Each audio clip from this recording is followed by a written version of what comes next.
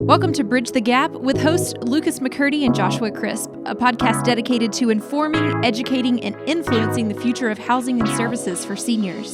Powered by Markentum.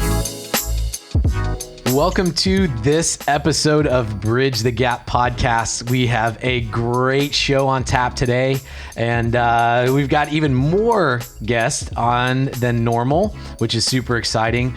We have Rick Taylor here from Silversphere, and then we've also got our superstar guest, Charles Turner, which we'll be getting into here in just a second. So, Josh, why don't you help us out, get started on the show? Yeah, so I am super excited about today's episode, talking about technology, how it's changed in our industry, how it's changing our industry, and all the impacts. Just a minor topic. Yeah, right? Just a very minor topic. So we have brought in some heavy hitters. One is right beside me here, Rick Taylor, Senior VP at Silversphere, who we are so blessed to have as a sponsor of our podcast, making this possible. So thanks, Rick, for being here. I want I'll let you introduce yourself and tell more about what you're involved in the space. But I met Rick several years ago when started looking at technology solutions for some of our communities, and loved what they were doing, very forward thinking. So again, thanks, Rick, for being here with us. Tell us a little bit about you, what you're doing, and then we'll start talking about technology. Okay. Yeah, so Rick Taylor, been in the business now for 23 years, all in the technology side. You started when you were 13. Yeah, I wish that was true. I had hair when I started, though, I will tell you that. But just super passionate about the industry as a whole and the role that technology can play. And that really lends into so many different ways from an operational perspective. And this is one of the reasons why we have our other guest, Charles Turner, on here. He has done a fantastic job of being able to roll that into all aspects of the industry. And if you think I'm forward thinking, wait till we hear some of the things Charles has to say. I can't wait. So both of you guys, I'm going to be taking a lot of notes. I'm learning from this. I hope our listeners do as well. You have an opportunity much broader than me, because you get to talk to a lot of operators, a lot of developers, a lot of architects and engineers in the space that you're in. How is technology impacting senior housing design?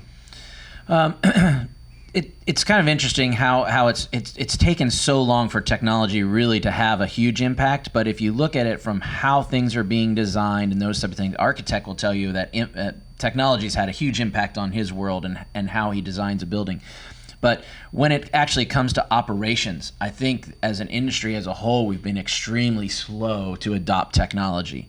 And some of those things are some of the reasons why we have Charles on, to be able to talk about how he's been able to overcome some of those things and where other operators have not. Perfect. So we'll be talking some about the design. Mm-hmm.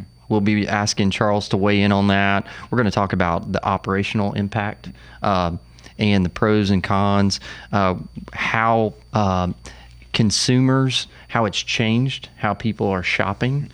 That's a big thing. And then internet marketing, the platform technology. So Rick, maybe you could tell us a little bit about really Charles, because I know you guys know each other, have worked together in some ways. So introduce Charles to us. Yeah. So, Charles is the president of LifeWell, and we met, probably 4 years ago. On a project that he was working on, and have just kind of kept that relationship going. We talk at conferences and those types of things, and Charles is always one of those guys, if I want to know what the cutting edge, or actually I would say more even bleeding edge of technology that he's kind of looking at in the consumer market and how to bring that into senior living, he's my go-to guy. He's always been willing to have an open dialogue and discussion about what that looks like, how he thinks it's going to impact the industry, those types of things. And so I've always just enjoyed my time with Charles as the relationship's grown. Yeah, no pressure.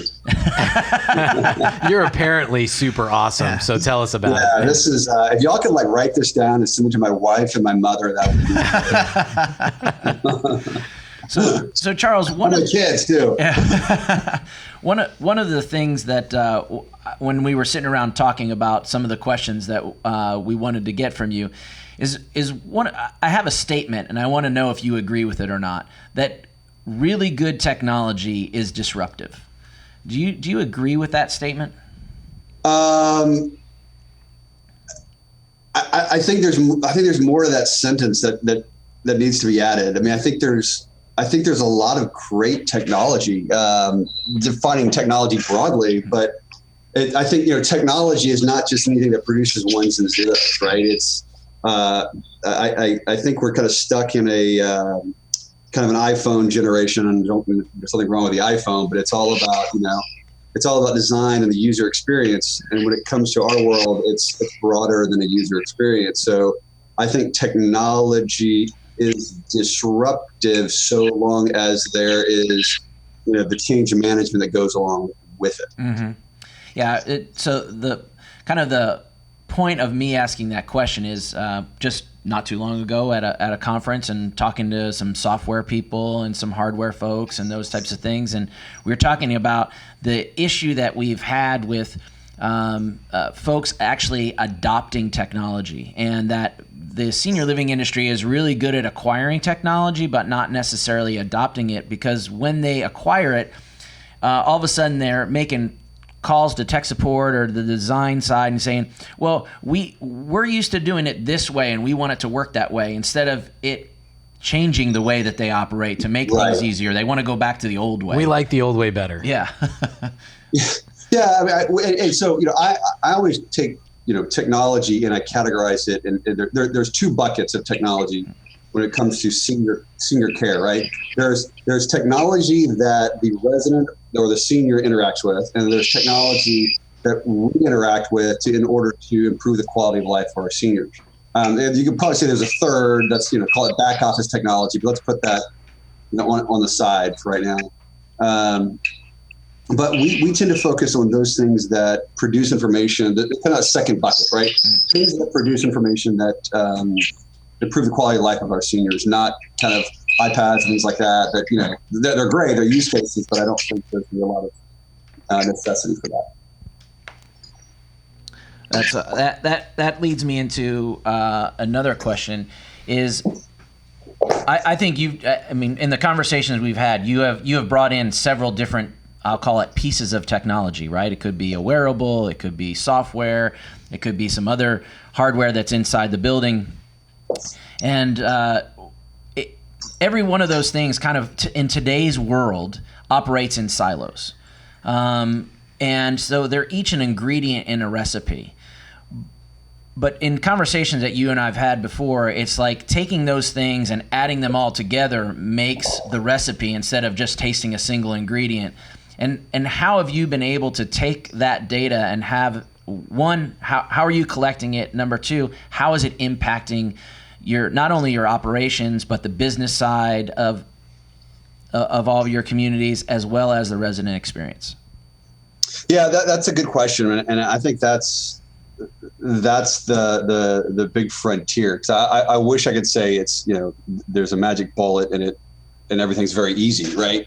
But unfortunately, what we're having is every time this is look at any industry and this evolution that brings it that starts to adopt technology. There are all these silos that start to create siloed data. And if Rick is my resident and I have 10 things that produce data on Rick, how do I look at Rick holistically? Right now, it's virtually impossible to do it, given our current technological state in our industry. Now, with that said, there are a couple of things that we're doing right now. We are changing our operating model. We're literally going through this right now because we have a lot of things that produce great technology. I can pull up data and I start banging my head against my wall, but just because we have a nurse that's like, we have things that will tell you if something bad may happen and you're not looking at this. So one of the things we're doing, we are disentangling our clinical operation from our resident care operation, so that there's a resident care director of our buildings that focuses on the resident holistically. that person should be the one that just says, hey, let me go to these 10 systems, and then let my nurse focus on, passing meds, interfacing with doctors and things like that. And ultimately, they've got to come together. But I want our resident care directors to interface with not only the nurse, but dining, with activities, with spiritual elements, whatever that may be. Now, that's kind of step one for us. That's an organizational change management. The second thing we're working on is it's actually a side project that I'm helping work on. It's something called Veritas Solutions, which is the idea behind Veritas. It is exactly that. We finally have an industry over the past few years that is starting to develop technology. Up until 5 years ago, maybe everybody had a nurse call system. Well, now everybody has an EHR system. Now maybe people have electronic check-in. And maybe now they have digital locks. Maybe these things are starting to come together. Okay, now how do we marry all this information? So the idea behind Veritas will say, we're going to take your technology and your technology and your technology, and we're going to say, we're going to normalize how what do you call a resident? What do you call a resident? What do you call a resident? And then we're going to be able to integrate data so that any new technology that comes into our space, there'll be a kind of a third-party agnostic platform that'll be sort of industry standardized that says, okay, no matter what EHR, nurse call, whatever technology it may be, exercise equipment, whatever, it'll all integrate in a single platform. And now I can then take, okay, now, Rick's my resident. I can have a single pane of glass. What are those 10 KPIs for Rick that I can say, okay, these are the things we're going to look at for Rick. And then put a layer of kind of, research-based predictive analysis on that says, okay, we know what happens if Rick doesn't sleep. We know what happens if someone doesn't, consume enough water, or they go to the bathroom more than their baseline, things like that. Then it starts spinning up predictive analysis that says, okay, an acute episode may be coming. Let's get ahead of this, versus our industry right now, which I feel is just too read and react on acute episodes. Mm-hmm. And so how are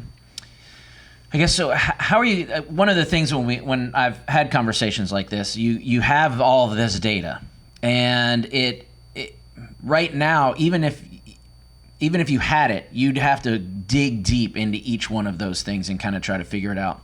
So what's your thoughts on how do you make that data useful? Meaning that somebody doesn't have to dig down. My thought, my thought process always is, it's like a red light, a green light, and a yellow light. Yeah. I mean, fortunately or unfortunately, you have to bake this into workflow.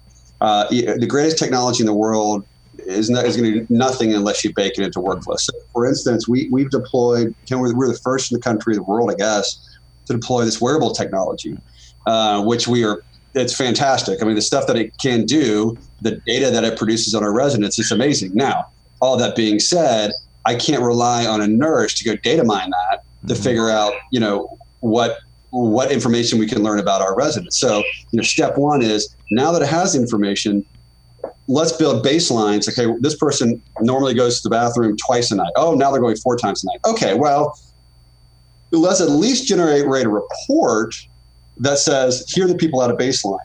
And that's helpful to an extent as someone reads that pushed report. But, it needs to be intelligent enough to be able to articulate the difference between an acute episode and a trend. And so, okay, it's got, like you said, there's got to be some red, yellow, and green going on. At the same point in time, we also know as we adopt new technology, we have a lot of things that produce alerts, and we've seen alert fatigue. Mm-hmm.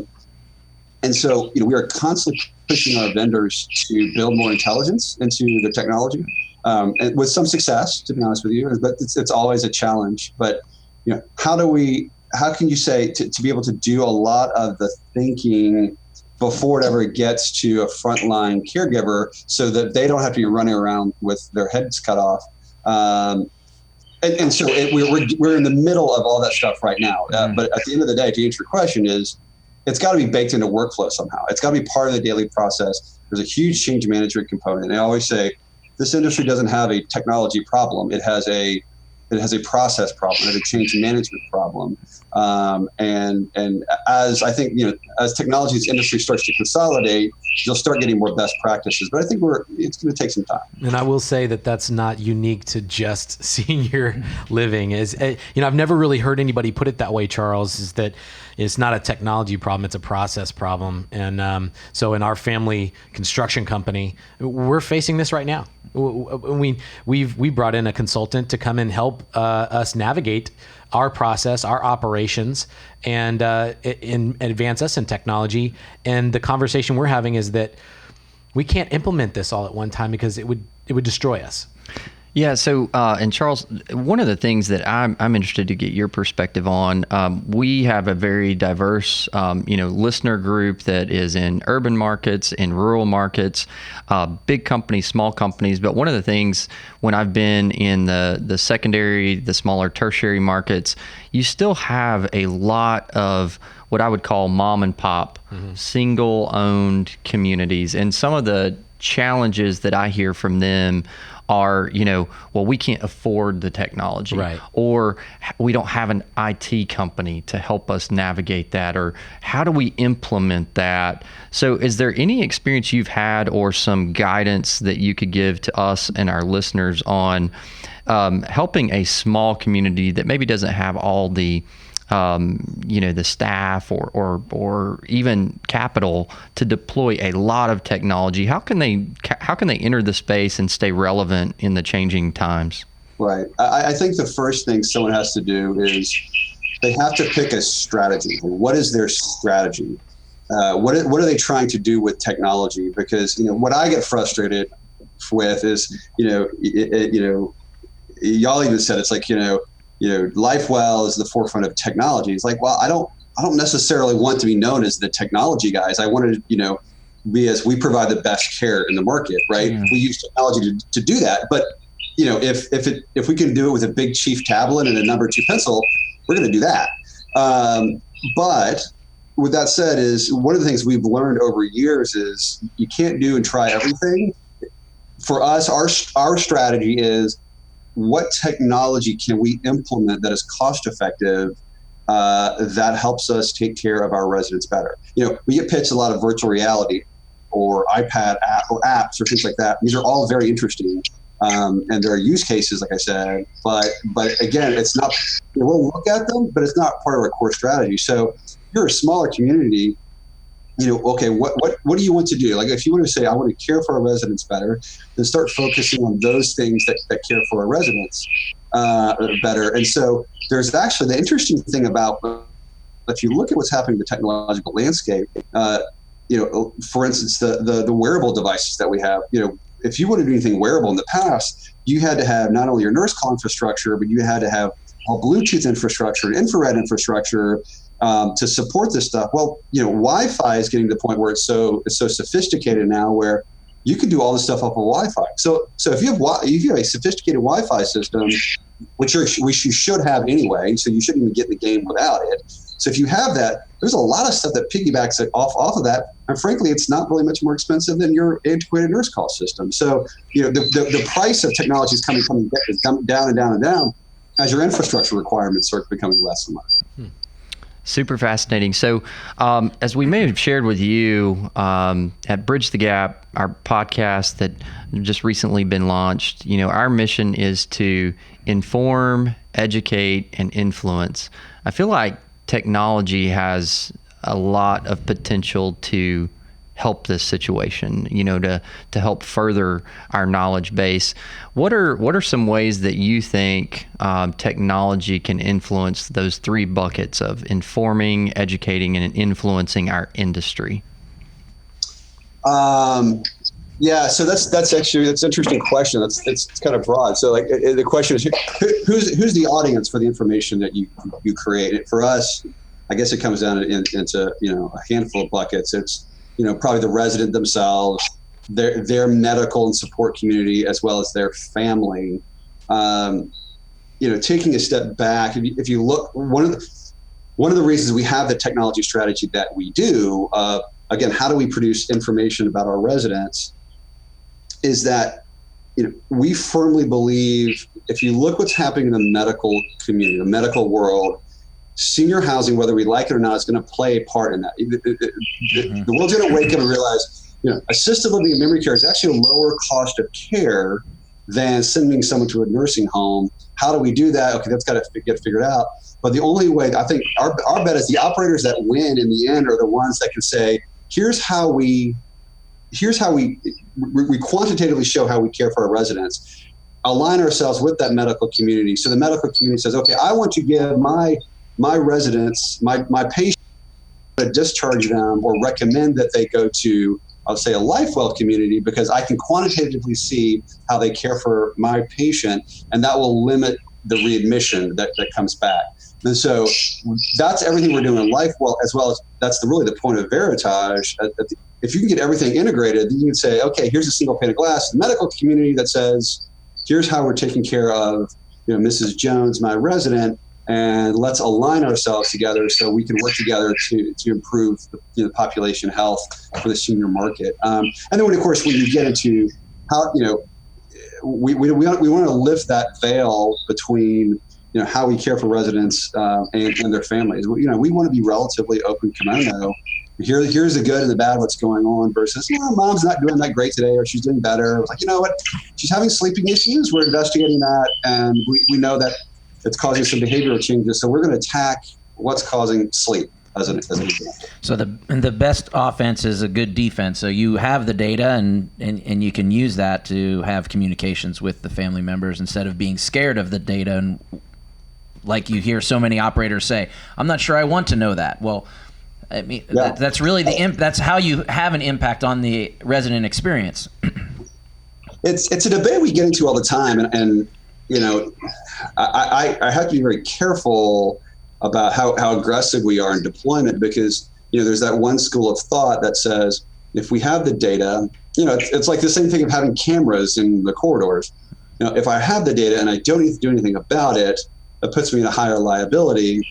I would argue that if we have the data and we can affect care, that's better. So, case in point, we've had several instances where, it's either employee theft or an alleged employee theft. But because of how we do access control versus, and RFID door locks, well, we have a pretty good audit trail of who went where, and we were able to figure out what exactly happened. In this case, we terminated an employee. She threatened a lawsuit. It was like, well, here's the video of her going in here, and here's the number of doors she went through to get there, exactly when this alleged incident happened. We never heard from the attorney again. So I think, and more often than not, it's helped us. But there's also there's that risk, and you have to. That's why training is paramount. Mm-hmm. So one thing, and switch gears a little bit here, because we've dedicated several of our podcasts to talking about labor challenges. That seems to be like what a ton of everybody's talking about. Right. So what have you guys, what are you doing? What have you done? What do you have plans to do? Do you think that technology can play a part in helping to battle kind of the labor crisis that everyone's talking about? I think on the margin it can. I mean, for us, we're often able to recruit. It's easier for us to recruit because we have this technology emphasis, and people at an abstract level think that's cool. But when you get down into it and they actually have to implement it and use it, sometimes that's when the rubber hits the road. But especially if they've been in the industry for a while and change management's more difficult. But there is some advantage for us that we've seen on the margin. The other things, there are things that, our technology right now, we're not necessarily focusing on employee retention necessarily. However, with that said, we know there's got to be a better way to prevent employee burnout. So, with our wearable devices, it actually has point-to-point communication. Right now with a traditional nurse call system, you press that button, you don't know this is an emergency or Mrs. Jones just needs her channel change or something, right? So you have people running around, you get alert fatigue, your performance declines, your response times decline versus, okay, if I could communicate directly with that resident and say, is this an emergency? She says, no, I just can't find my TV remote. Okay, I'm dealing with someone right now. I'll be there in a little bit. Our hope is that by being able to communicate better, we can actually improve our workflow a little bit more, and hopefully, again, on the margin, improve some burnout. In terms of reducing hours, or reducing burnout or improving labor costs. I think as we can quantify how we care for residents, we can also we're adjusting our pricing accordingly so that we can fluctuate our labor as needed more acutely than your every 30 or 60, 90 day assessment. So you bring up a question in that that I know Josh and myself are interested in, is that any conference you go to, they say the one part that we're missing in this is the low middle income options for senior living. Do you think, based on the conversation that you just had with us, is there a role in technology there that allows a low to middle income model to be profitable? Yeah, I think so. I think, as Medicare and Medicaid gets more involved in home health, there's a lot of kind of in-home monitoring solutions that are, I think, going to become more and more robust, where, telemedicine and telehealth, where you can monitor someone remotely. I think there's going to be use cases for those, but I think that has to still get more aligned with, on the payer mix. It is actually, I say that, I think it actually really is. I think really it's the medical community. We talk to telemedicine, telehealth groups all the time, and everyone wants to talk about their technology, and it's really cool. It sounds great. But then I'm like, okay, who's the doctor on the other end? What is that process on the other end? How do I schedule something? How do I call for an acute episode? What is there a pool doctor? Like, how does this work? Mm-hmm. And every time you're kind of like, the technology is cool. Like, well, it is. What's the process? But the world's getting there, and I think from a population health management standpoint, I think you're going to see more of that. It may not be as much in sort of the congregate care world as we see. But or maybe it will be, but it'll separate out kind of what we do and the care side. The care side will come down, but I think there's some in-home solutions that will start to happen with it. I don't believe staying in the home forever is going to be a viable solution, but I think it'll help bridge that gap longer for someone who's relatively independent to someone who really needs assisted living. I think that'll help bridge that financial gap for a time. Okay. Well, as we are just got a few minutes left here on the show, wanted to ask you one of our last questions. Just there's a lot of data coming in from all these different systems.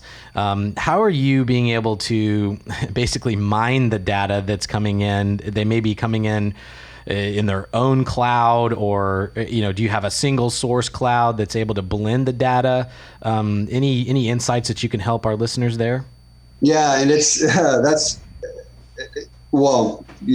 you up from that question is it helps to have, we have a guy, right? A guy named Sean.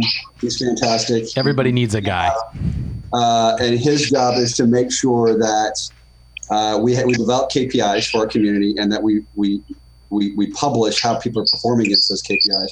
But it's not easy, because we want everybody to be cloud-based. You can't always be cloud-based. Or sometimes things aren't cloud. Some legacy systems you have to have aren't cloud-based. So you're still into a point of independent mining of these data sources, which is again why, going back to what we were creating at Veritas, this side venture, which is getting a lot of traction with a lot of different people from all over the technology providers, care providers. It does that. So I need a direct feed off of this one. I can do a cloud off of this. I can do, I could tap into the back end of whatever HR for this, and that normalizes and consolidates everything. And so the product went live in December, and we're just now implementing all the integrations right now on our platform, and a few others are as well. So I can have my nurse call system, which is it's a local server, my exercise equipment, which is a cloud, which is cloud-based data, my EHR, which is a remote in, and I think AccuShield, which I think is also cloud, right? So it's disparate sources of data, different technologies that'll blend it in. Interesting. Well, I think the cool thing about this topic of technology is it's never ending, right? I mean, we could pick this back up in another 30, 60, 90 days and there'll be more to add. It's a mine that we could never really totally find the bottom of. So we'll definitely check back in. Charles, your time has been super valuable to us. We are so grateful for you, so grateful for your insights. And we want to continue the conversation online. We're going to have links in the show notes back to our social channels, and I'm sure that our listeners are going to have some questions, and believe me, we'll engage back with them. So after you listen to this podcast, it's not over. We're going to continue that conversation, and so look us up, Bridge the Gap, and we'll make sure that we get back with you. Another great episode, Charles. Thank you so much, and that'll close us out for today. Appreciate it. My pleasure, guys. Thanks for having me. This has been fun. All right. Thanks, Charles. Thank you. Bye. Bye-bye.